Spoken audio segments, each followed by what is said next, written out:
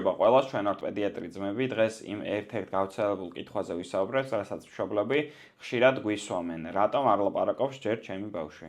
თუ თქვენ პატარას მხოლოდ რამოდენიმე სიტყვა უთქვამს, ან სხვებთან შედარებით აგვიანებს საუბარს, არ დაპანიკდეთ, მაგრამ არ დატოვოთ უყურადღებოთ, მოდით გავიაროთ, რა ითვლება ნორმად და რა არა და როდის უნდა ვიმოქმედოთ.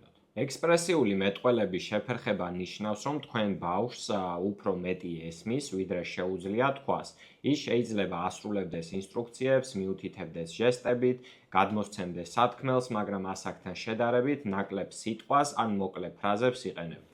ეს საკმაოდ ხშირია, დაახლოებით 10-15%-ს ბავშვების, რომლებიც არიან ბაჯბაჯობის პერიოდში, აქვს მსგავსი შეფერხება და ზოგიერთი თავისით ეწევა და არ სჭირდება რაიმე კონკრეტული დახმარება, თუმცა ზოგიერთ ბავშვს სჭირდება დახმარება, რომ დაეწიოს კომუნიკაციის და სწავლის მხრივ სხვა ბავშვებს. არსებობს ფაქტორები, რომლებიც ზრდიან ექსპრესიული მეტყველების შეფერხების რისკს. პირველი ეს არის მამრობითი სქესი, მეორე ოჯახის ისტორიაში მეტყველების ან სწავლის სიძნელეები, ასევე სიღარიბე ან მშობლების დაბალი განათლების დონე, დღენაკულობა ან დაბალი დაბადების წონაც შეიძლება ერთ-ერთი ფაქტორი იყოს, ჭარბი საეკრანო დრო, განსაკუთრებით 18 თვემდე და დედის დეპრესია ან შეზღუდული ურთიერთობა ბავშვთან. გარემო გადაწყვეტ როლს თამაშობს ყველაფერში, ყოველდღე ესაუბრეთ ბავშვს, უმღერეთ, უკითხეთ, ეს მარტივი მოქმედებები პირდაპირ კავშირშია იმასთან, თუ რამდენად განვითარდება მეტყველების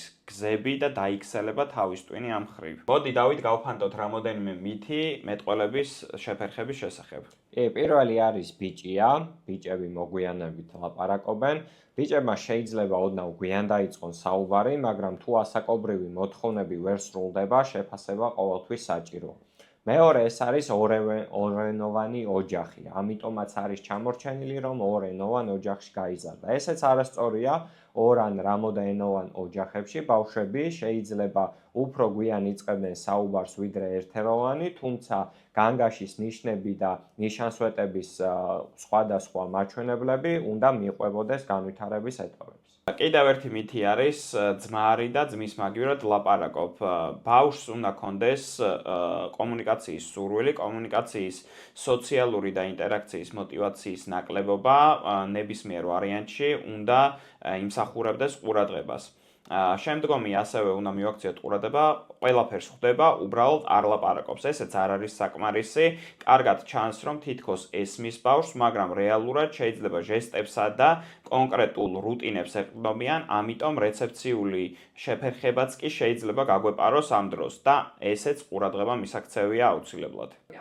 ასევე მიაქციეთ და აუცილებლად მიმართეთ მინიმუმ პედიატრს ან მეტყველების თერაპევტს, თუ ამ ყველაფერს შეამჩნევთ. მაგალითად, თუ 9 თვისთვის ბავშვი არ ბუტბუტობს, ასევე 12 თვისთვის არ ამბობს მამა, დადა, პაპა, ხოლო 15 თვისთვის ამ მამა, დადა და პაპას უნდა დაამატოს მინიმუმ ერთი სიტყვა და თუ არა აქვს დამატებული, ამ შემთხვევაშიც ესეც საყურადღებო არის. ასევე უნდა მივაქციოთ, რომ 18 თვის განმავლობაში მინიმუმ 3 სიტყვას ამბობს დადა, მამა, პაპას გარდა, რითი ან რაიმე კონკრეტულს ითხოვს, ან კონკრეტულ ნივთს, ცხოველს და ასე შემდგომ ასახელებს.